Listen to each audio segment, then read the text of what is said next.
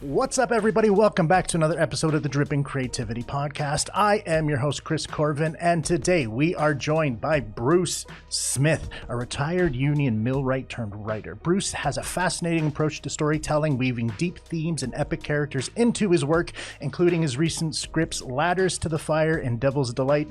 Bruce, thank you so much for being here. How are you doing today? I'm good, and thanks for having me, and I appreciate the time, and I appreciate time to get to talk to you. Damn right. It's going to be so much fun. All right. So you had a long career as a millwright. What kind of led you to the creative world of writing and storytelling after so many years in a very different line of work? I've always loved to write. I just put it to the wayside, even going back to when I was a child. And, when as the older you get, I end up getting married and having children, and priority came first, in which the marriage and the children, so everything got put down to the wayside. So I picked it back up in about 2016 when I wrote Devil's Delight and Ladders to Fire, and I'm still going from there, working on I got the third one done, and I'm working on currently the fourth one. That is so freaking cool. Has your background in a more hands-on field kind of influenced your writing style or storytelling? Like, are there aspects of that experience that has kind of found yourself drawing into your story writing? No, a lot of my story writing stemmed from just one virtual saying when I was a child and growing up, and work never really stayed much into it. I kind of left it out because it had really no relevance. But when I think about when I wrote Devil's Delight, it stemmed from a saying when I was a child. And I heard this from a lot of people back in the 70s, even the 60s, is when somebody got in trouble or somebody was in trouble. Well, the devil made me do it, or the devil made him do it. It was very common from the beginning of time all the way up till I was like, you can't use that as an excuse anymore. But it stuck with me, and that's where I took off with Devil's Delight. And Lucifer was always being blamed for everything, so he's kind of figuring, well, if you're going to blame me for everything, why not do it now? Hey, you know what? It's a thought I've had for a couple story ideas myself. It's a very common phrase that just kind of gets used in ways where it's like, well, no, that's, really, if the devil is going to do something like that, he's going to make it big. Like, come on, like, really? Let's think about that shit. That's where I came in with Devil's Delight, and I made it big, but I didn't realize at the time when I was writing this back in 2016 and 17, that when I published it, a short time later, they had overturned Roe v. Wade. I talked a lot about abortion in Devil's Delight, and meeting St. Peter and going through the transition. Okay, I'm preparing you for your judgment, as he's reading from the Book of Souls. And, I teenagers in there that committed suicide, mothers that have died, having abortions that have gone bad and gone wrong. I hit on a lot of hard topics and situations and subjects that I kind of caught a little bit of hell from, since they've overturned everything, especially on the abortion part and women's rights. I kind of been hammered on. They were like, why would you write this now? And I said, well, I wrote this back then, and I didn't realize they were going to overturn that in the Supreme Court. So it's been very hectic in some ways about the way people want to approach Devil's Delight. And I mean, even as this, it's as the book, it's Dee's Delight, and this screenplay is Devil's Delight. And with so many subjects as St. Peter's, a lot of people think that he's passing that judgment on, but he's preparing you. So when you got to go in and you have to face your creator, what's going to be your story? What's going to be your reasons and answers? So kind of when I brought Lucifer into it, he wanted to reclaim his glory. He wanted to go back and have his stardom again. But his point in all this, he just wants to take over St. Peter's position and overthrow him and remove him, put himself in power and start picking and choosing who goes in and who gets to be sent back. And I'm still continuing that story a lot still today with all the other pieces that I'm writing. I'm not done yet. Well, how many more do you think you have planned out for that? Right now, I'm on the 4th one with one of the main characters that pretty much goes from Devil's Delight. And this main character, I haven't really decided how I'm going to end it or if I am going to end it. I still have all 9 of the pilot episodes that I've been working on and writing and getting them down, but there's only 9 of them. And I haven't really decided about, my main character from all of it. And they're gonna get put through a lot of hell. And there's gonna be subjects and topics and situations that it seems like everybody wants to beat around the bush about. I'm gonna hit it head on. I'm not gonna think twice about it. My characters will say what's on their mind, and they're gonna do what they say. So it's one of those situations with every genre it can be related to, with every ethnic background it can be related to, and how it's going to be done. Remember the TV show Highway to Heaven? I think so. I don't know if we had that up here. Michael Landon, Victor Fried. Yeah, I remember that. Well, this ain't no highway, and the damn sure ain't gonna be heaven when I'm done with it. Because my main character, even if it were to make it through a pilot program for television, or I may break it all down and just make it into one screenplay with all 9 of them. It's just, it's going to hit family life, what children sometimes go through that adults really don't pay attention to and adults really don't see. It's the skeletons that are in everybody's closet, my character is going to pull out. And whatever gets done, whatever gets hit with it, or however it's taken and perceived, it's not up to me on that point. I can write out the screenplay and let it go from there. So going back to when you first kind of came up with the concept for all of this, what made you decide to go the series screenplay route instead of novels? That's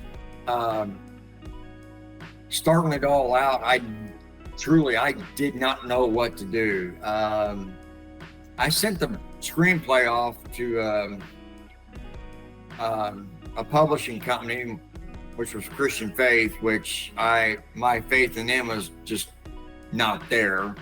A lot of things didn't get done. The book cover wasn't done the way I wanted it, and they kind of soured me on that. So I just left it, and I was like, kind of threw my hands up, and so I started doing virtual pitch fest,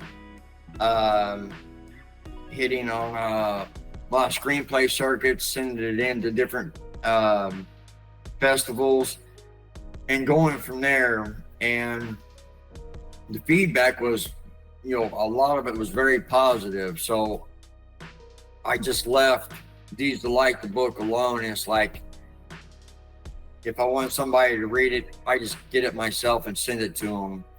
And I just kind of left things on the screenplay format and going that route right now. I've been thinking about taking the first 3 and turning them all into one book, and being where more could be added to it, but still keep in line with the story and letting the creativity just pour into it. And so you're looking those 3 screenplays, and I haven't decided if the 4th one I'm working on, if I'll actually add it into those 3 or leave it by itself. I really haven't decided yet. I still got quite a bit. I'm working on the 4th one right now. I have yet to send DWA in for its copyright and all that. I'm kind of sitting on it. And that one there, I get very, very raw. I get very, very ugly. I'm not holding back on anybody, especially when it comes to religion, Catholic, the Baptist. I'm not holding back. I'm opening up with both barrels, and I'm not going to play games. I don't feel that any religion, in my own personal view, should protect somebody who can do what they've done to a child. I know it's going to offend a lot of people. It's going to piss them off. I really don't care.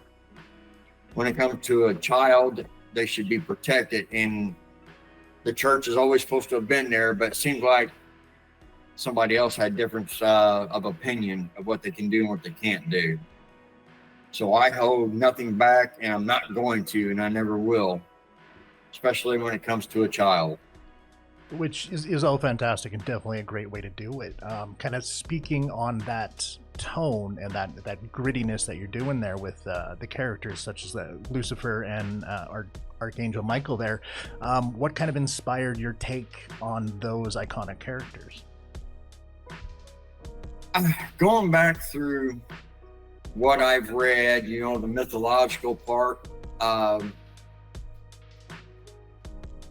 someone had to have written all this. Someone had to have put in everything about Lucifer, Archangel Michael, everything. It all had to have been written for a reason.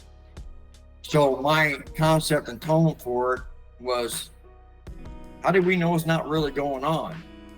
How do we know, is this truly somebody's imagination, or was this truly something that was done and was truly witnessed?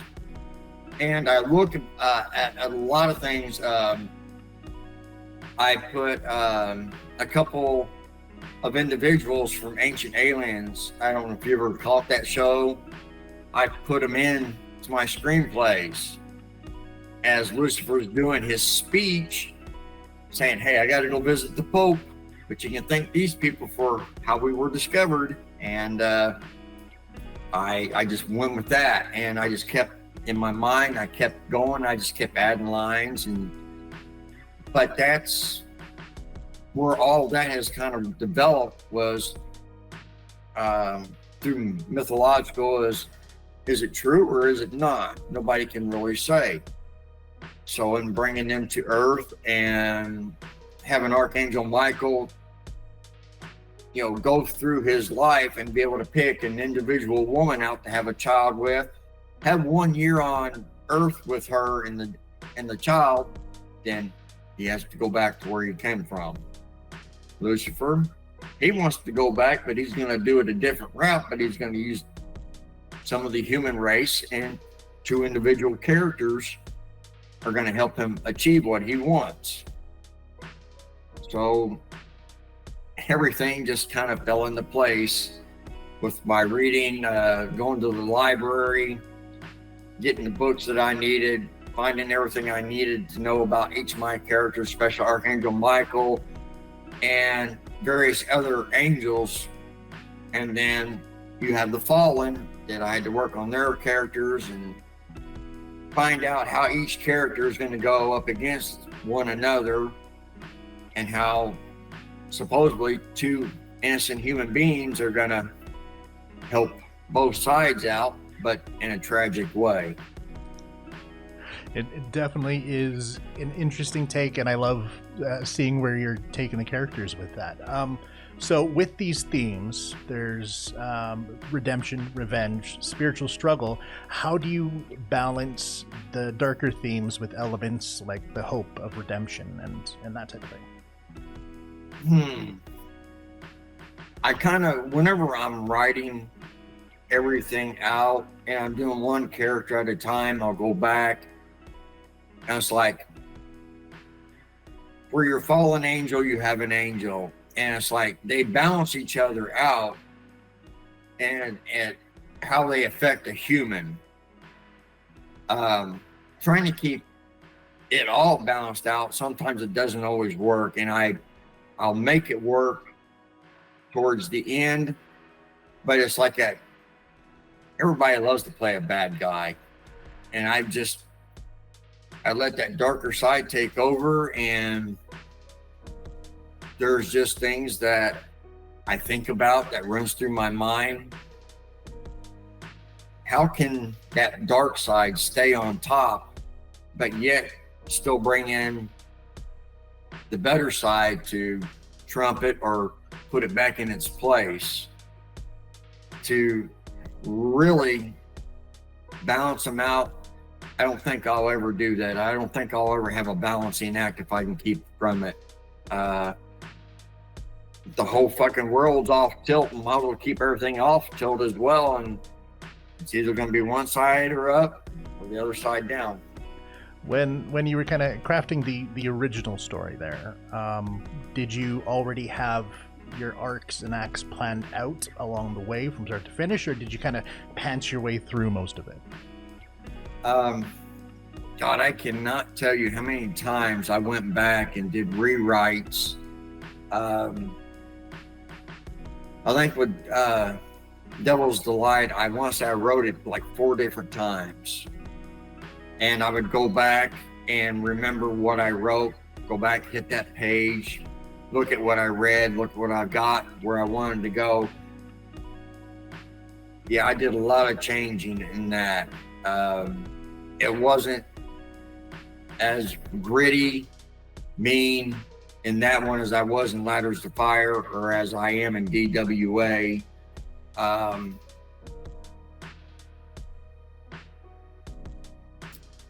Yeah, about 4 different times I had to go back and make sure things were where I wanted them, characters, plot lines, how, making sure the story stayed in line.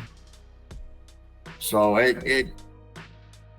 yeah, I spent roughly 2016, 2017 writing it out about 4 different times.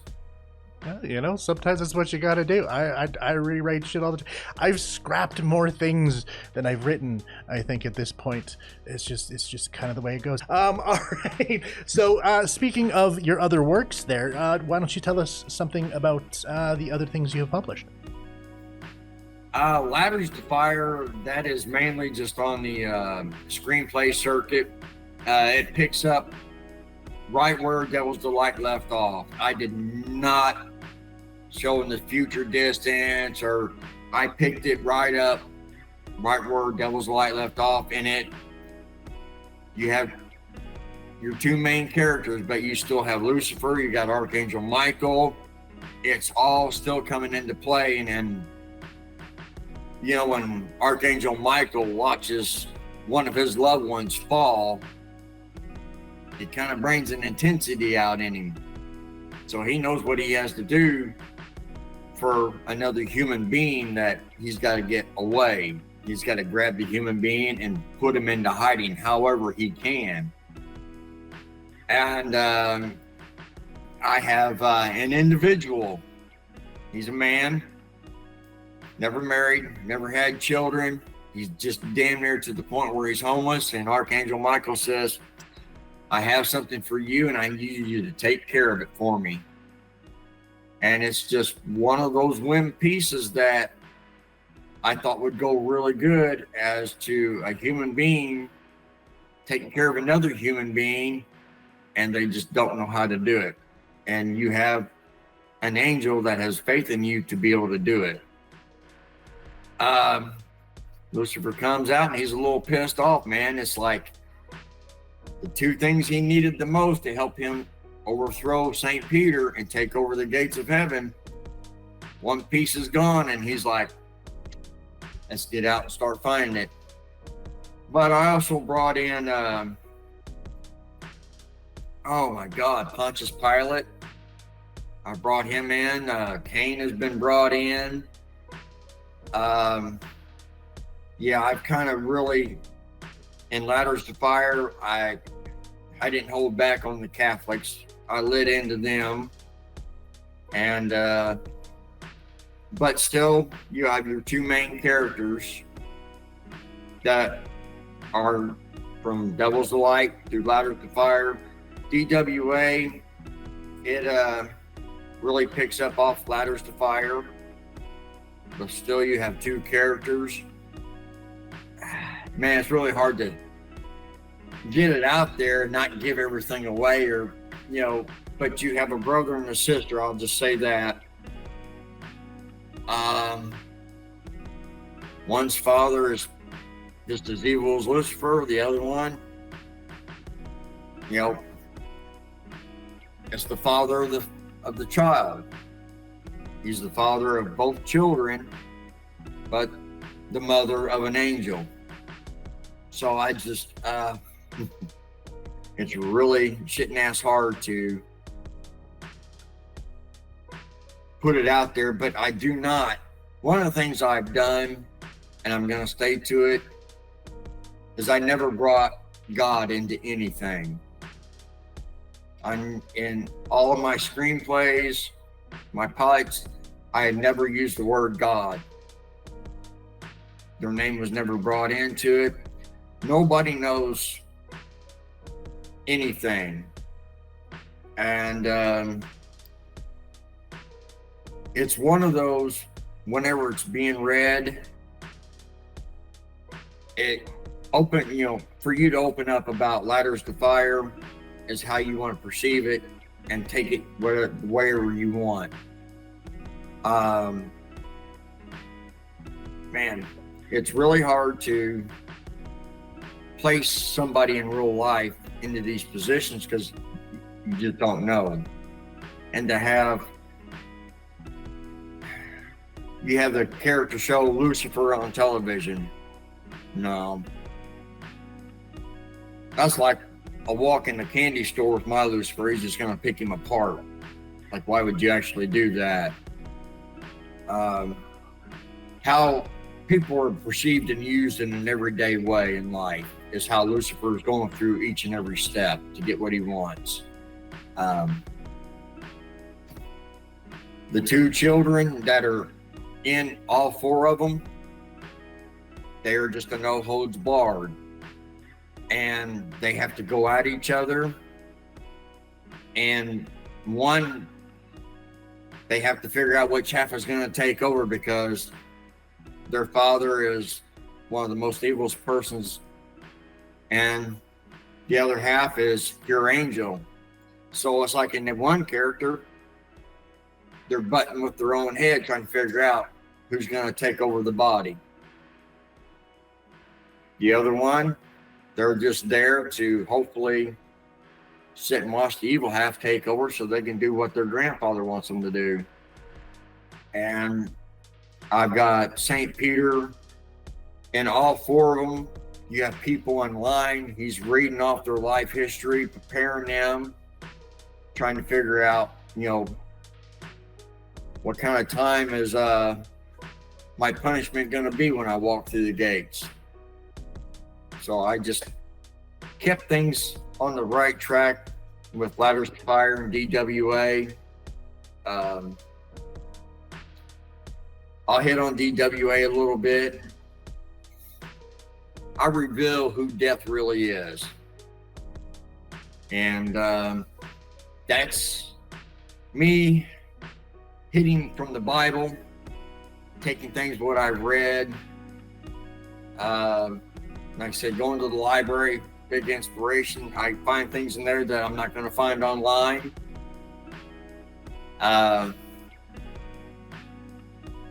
That is, like I said, I haven't released it. It's done. I've added more to it.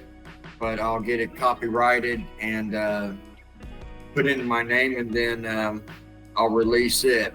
But in that one, I don't hold back on the Baptist church either. I fire away at them. I let them have it in a very bloody way. So there's going to be a lot of scenes in there that's going to involve children, the church, where things were done, things that I thought about that I put in there that probably may be a little too graphic, but I did think about it and I toned it down some, but I put them in. There's an innocent child that death is trying to protect because it's not their time yet. So death is kind of running around a little bit right through there naked, because they were revealed for who they really are.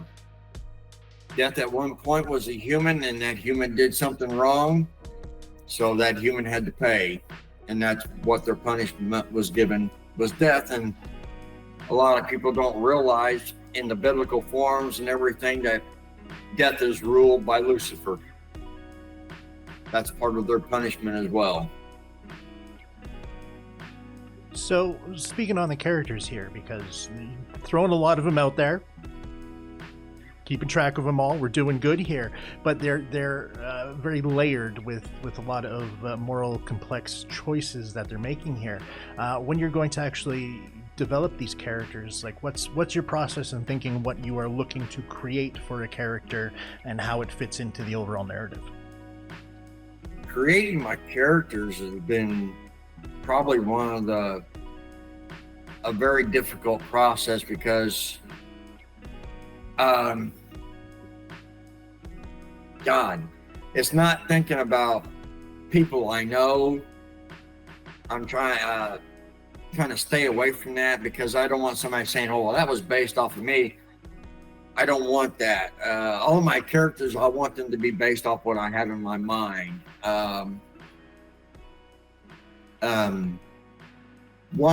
Only one character that I pretty much brought in that was based off an individual child. I had to go to, when I was millwright, I had to go to this hospital to do some work. And it was a children's psychiatric hospital, which wasn't a very, pleasant experience for me. And this little girl, she's in DWA, but she's there as a ghost. And in real life, whenever I was there, this little girl, because I was a man, she had never seen me before. I walk in, I have all my tools with me, and I see this beautiful little girl, man. She's up against the wall. She's holding herself, covering herself, and I was dumbfounded, and I'm looking at this doctor. I'm like, well, turned around, the two people she was supposed to trust in more than anything did some very, very cruel things to her. And that was her mother and her father. So she was the only character I can pretty much say that was actually based off a true individual's life. And she's actually in Devil's Delight, the first one, and then she's in the last one here. I did take stabs at an individual person in real life. I was a little disappointed with this actor for what they had done, and I took a stab at them, and I had some fun with them in DWA. I don't feel what they did was right. Just because you're an actor and you're a famous statue, you think you could say whatever you want, say that's how it needs to be done. It's like, well, you better think twice about what you're saying, because it doesn't always work the way you think. I took some real hardcore jabs at them, and I did put them in the screenplay under a different name and different, style character. So I had fun with those. I don't think it's fair. I based all of my characters off as much as I can out of my own mind, and not anybody else except for those two, I will say. So when you sit down to write a story like Ladders to Fire there, what is the first step of your process? Do you start with a character outline, world building, or just jump right into the script? Actually, I sit and I walk and think. Then when I get what I want, I sit down and I write it. I still write everything out on paper before I throw it onto my computer. And like when I picked up from Devil's Delight, the same atmosphere and the same element, the same characteristics, all through the same storyline, building of the world. I keep everything in one. I try to do it all in one same time setting. And whenever you kill off characters, you got to reintroduce new ones, and then kind of go from there, build them up the way you want people to see them, how you want them to see them. And it's a process, but I take it one step at a time. And like I said, whenever I'm writing, when I get to a point where I'm not for sure, I get up, I start walking the house. I'll go outside and have a cigarette and walk and think about every little process from where I left off, where I'm going to go and how I want it to go. I don't want to rush it. It's like you want it done right. You're going to do it your way, and you're going to do it the right way, how you see fit. And yeah, it may take me 6 months, a year to write out a screenplay the way I want, go back in, take out, re-add. I'm very cautious and conscious because I want that wording to be there. I want the characters, their emotions to be there. And if you want to be lighthearted, a little comedy, dark humor, or you just get right down to the grit of the shit and say what's on your mind and say, this is how it's going to go and this is what I'm going to do. So I do everything with time, and like you, I don't want to rush things. I don't do that. Best way to go about doing it. All right, we are now just over 30 minutes, which means it's time for the rapid fire question section. Take a drink, center yourself, prepare yourself for the most difficult questions we are going to face this entire time. Okay, hit them with me. I'll give you my best answer. All right. Start off nice and light here. Coffee or tea? Tea. Favorite character you've created? Mary.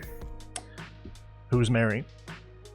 Ooh, she's the main character for all 4 of them. Perfect. If you could have drinks, coffee, whatever, with any author, who are you sitting with? Jack Nicholson. Oh, interesting choice. One book or movie you think everyone should experience? Rocky Horror Picture Show. Good choice. That's a good damn choice, man. Yes. That's how that shit's done. Okay, describe to me Devil's Delight in 3 words. In your face. Oh, you're going with like just a sentence. Nicely done. Do the same for Ladders to Fire. Never say never. Oh, you know what? Concise, 2 words. That works. The best advice you've ever received, be it for life, writing, whatever. Best advice I've ever received was my mom. She goes, it's your book, your words, your way. Do it that way.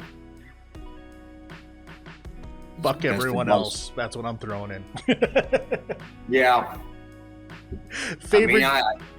Go ahead.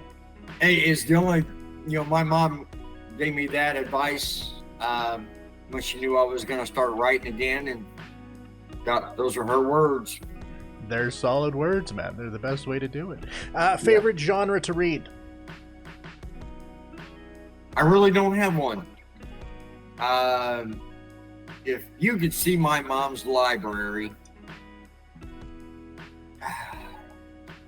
she never said never, and I did this as a millwright. I never conformed to just one.